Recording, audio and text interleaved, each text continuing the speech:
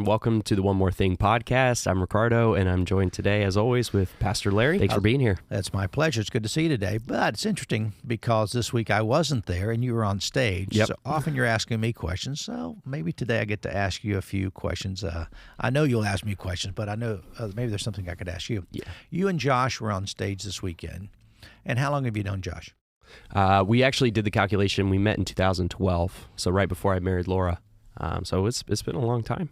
And what is it that helps you guys become friends? You know, he just from the minute I met Josh, it was like he had this instant energy about him that I'm like, I want to get to know this guy. And you know, we got to know him, and at the time his wife, and we went out to dinners, and we became really, really close friends. I mean, it was just all history from there. I mean, it was an instant connection. Just one of those guys you bond with immediately. And he's a high energy guy. Yes, 100%. He's definitely a high energy, but not like in the annoying sense. It's more of just like, you know, he just brings a lot of energy. You know, he's a good guy to bring to a party or a gathering because he's gonna liven things up for sure. Yeah, he's very complimentary, which is always a good thing for 100%. people to understand. So I like the expression he made. I've heard it many times. If you want a friend, be a friend. Right. How did you guys work that into the teaching this week? So I thought this was like a really, really good point as far as if you want to attract a certain type of friend, you have to be that type of friend. So if you want to attract people that are positive and good energy and look at life in a certain way, you have to be that as well. And that's really an important way to attract, you know, the vibe attracts your tribe. Mm-hmm. You know, if you're a negative person, you're probably going to attract negative people, and vice versa. If you're a positive, high energy, hardworking individual, you're going to attract that same type of individual as well. Do you think someone that's negative like that can suck the wind out of 100% out of your sails? Yeah, absolutely. I mean, I think that's the term he used was emotional vampire. And not that you can't ever be negative about something. You know, there are times that we're down on certain things and we're like, man, that was just didn't work out the best. But, you know, I think it's important to just, you know, if you want to be within reality and look at a situation and be like, you know, that sucked, but then pull yourself out of it. Don't live in there and realize there's a lot worse things that can happen in life. Right. So in the church community, besides the teaching that we do and the music that we do, what do you think one of the values of being in a church community in relationship to friends? I think one of the best values I've seen outside of all the things that you laid out was the people I've gotten connected with, the friends that I've made. I think that's one of the best parts about community is the people that you get to meet and be in community with. It's such a valuable thing. And I know even and we mentioned this weekend, as far as the intentionality with building relationships, you know, is with Laura stemmed from you. So I'm going to turn this interview back on you. So, because I'm uncomfortable in being in the interviewee seat, it's much easier to be the interviewer.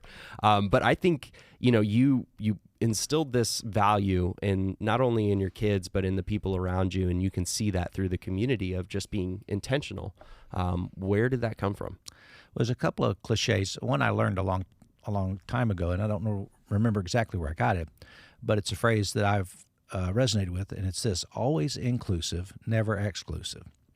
And sometimes you include people that really are not part of that close friend base, and they sift through. Mm-hmm. But generally, birds of a feather flock together. Sure. I mean, people, and it's called the homogeneous unit principle, although that means nothing to most of us, but simply that, you know, we want commonalities among ourselves. But I think that being in the church world, I go back to Jesus' teaching. He said, you know, I have called you friends. Mm-hmm. And I think that was important. Then another place it says, you know, what greater love does a man have than he lays down his life for his friends? Right. And I think that's what Jesus showed when he went to Jerusalem that last time.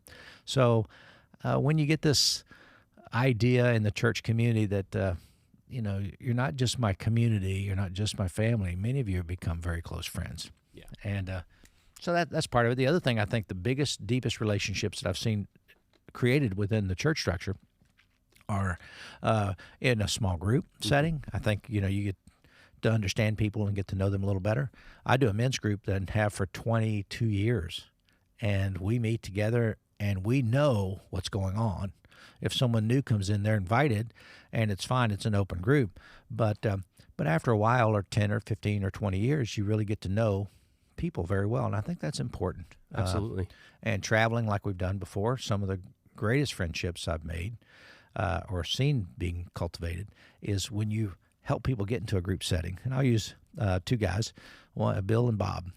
They went on one of the trips with me. They actually went on 2 trips with me, and now they have vacation together. They go to lunch every week together, and all of a sudden these 2 guys became very good friends because we just simply had a structure that brought them together. Yeah, I think there's something incredibly bonding about like going on an expedition or a trip together. You know, you kind of build a bond, and Laura and I have those relationships as well. Like with other couples that we vacation with, there's something extremely bonding about that, experiencing something new with somebody else. And as far as like, I know that you say, you know, this is kind of what you were called to do as far as like being within community and all of that. But did you have an example of like this inclusiveness of all, or did you just kind of, this was just something that you were inspired to do? I think when you've been excluded, it changes your perspective. And growing up in a pretty conservative, traditional church setting, I saw us excluding a lot of people. And I don't think that's right. For example, I remember being in Fort Myers on staff, and we'd go to lunch. It didn't matter. It wasn't like you and I are going to go to lunch. Anybody in the room, you guys want to go? And we'd take whomever, because it was always inclusive, never exclusive. Right. And I think it's just a healthy way to be. No one likes to be the guy you're sitting there at the table and everybody's going to lunch and you weren't invited. Yeah. And if you've ever been in that one time, you go, that is not a healthy place. And that may be, and I don't remember the time that happened, but I'm sure it must have happened to me where I wouldn't have leaned, the pendulum wouldn't have swung so far. PTSD, right? Yeah, maybe. But I think it's important that we understand friendships within community. One of the great things I think the church offers is friendships within community. Now, when you're young, make friends, pretty easy, isn't it? And Laura's, you used her as an example. She has these high school graduate friends. They're still her friends. Right. I mean, the entire huge graduating class of 9 people. But she's still friends with all 9 Friends of with them. all 9. Yeah. I can't think She's of one. batting 100 on that I one. can't think of one person I graduated from high school with that I even know their name. Yeah. And but it's a different realm, a different possibility. But I think it's good to make friends. It's healthy. As human beings, we're not isolated individuals. We need to be in community, and we need to be in community creating friendships. Yeah. And but I did get I watched online. I was in the airport in Nashville watching with my phone and my AirPods in, walking around the airport. And that afternoon when I got back in Sarasota, I got a text from a friend of mine, Bob Mays, a good friend of mine, been for a long time. And he said, I really enjoyed the teaching today, but I missed my friend. And he got it. Yeah. And I wrote back kind of a thanks for being my friend. Yeah. And I have lots of friends. And they're not just casual. They're guys this loyalty thing that comes with friendship is strong. Yeah. And I know you have a couple of friends that would take a bullet for you. So it is, I think those things are really important and really valuable in life. And one of the points Josh made was, he has these friends that help him have like just a little bit of a perspective shift on a situation. When you just need to bounce an idea off of somebody that's, it's a pretty important life decision. You're like, I'm looking at it this one way. Could you help me kind of shift my perspective? I think those are all really important things. And I don't know. I really enjoyed it. And it was a really easy conversation with a really good friend. And that's how I viewed it. I thought it was smooth and well done. Great chemistry between you guys, which showed your friendship, which I think that's part of the value. Yeah. And I go back in the friends of my life, the guys that I think are really close friends, like Mitch Burks, very good friend for seriously 30 years now. Yeah, he's the guy that came to mind when I said somebody who would take a bullet for you. And there's one of the few friends of my life that really will defend me. Now sometimes the loyalty is so strong that maybe maybe I'm in the wrong and he's backing me up even if I'm in the wrong. But isn't it nice to have someone that backs you up even when you're wrong? Absolutely, 100%. That's a true friend. Yeah, 100%. Like he'll be like, I think you're wrong, but I'm going to back you up. I got your back on this. And one of the questions I actually wanted to ask you was your perspective, because we brought the story of Jesus with his 12 disciples into the equation and just talked about like Jesus's example of how to be a friend. Did you have any other insight that we just didn't cover this weekend on that whole take on the story? Well, I think that the 12, which is what we call the disciples, Jesus chose them all individually, one at a time, but he brought them into community. And sometimes the idea of individualism gets a little bit in the way of being a part of a broader community. So Jesus was a friend to all of them. I think he had special friendships with John the Beloved and also with Simon Peter. But I think he had a unique friendship with Judas. Oh, okay. Even Judas the betrayer.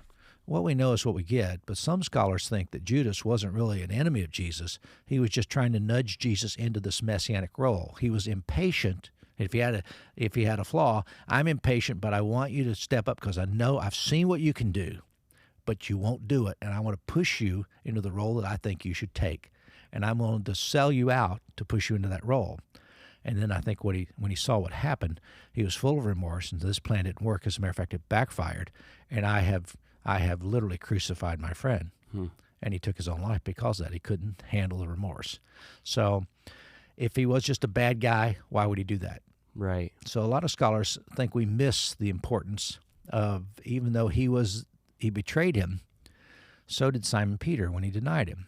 Yeah. And Jesus still was a friend, I think, to both. And I think that if Judas hadn't done that, he might have been included in the 12 later on, because forgiveness is a wonderful factor that comes out of friendship. Yeah, 100%. I had not heard that. That's interesting. So as far as like pushing him into the messianic role, how would what he did work with that? Well, I want you to seize this military command, and you're not doing it. Okay. You're just doing this. You're doing this soft shoe, and you're doing this internal kingdom. I know the Messiah is going to be the guy who puts on the sword, takes it up, and has a fight and fights it out, and you're going to win the battle. You're not going to win the battle by riding in on a donkey and kissing the babies and the sweet love. The love has to be ferocious, and I think he wanted him to. Now maybe he had this other, and we don't know. Right. Maybe he had this other political aspiration. Once you become king, I become the treasurer. Yeah. So we don't know whether that was a motivator or not, but it's good to think about and read the scriptures with all the possibilities. Yeah. Because there's usually a great truth in there, and we don't want to miss it. But I think the friendship that Jesus had with the 12 included Judas. Yeah. Yeah. And he ate dinner with him. He loved him. And I think that's an important part. Awesome. All right. Well, you have any other questions for me? No, I think we're good. But All I'm right. excited about this coming week. It's going to be a good one. Yeah. So thank you for coming on. My pleasure. Appreciate it.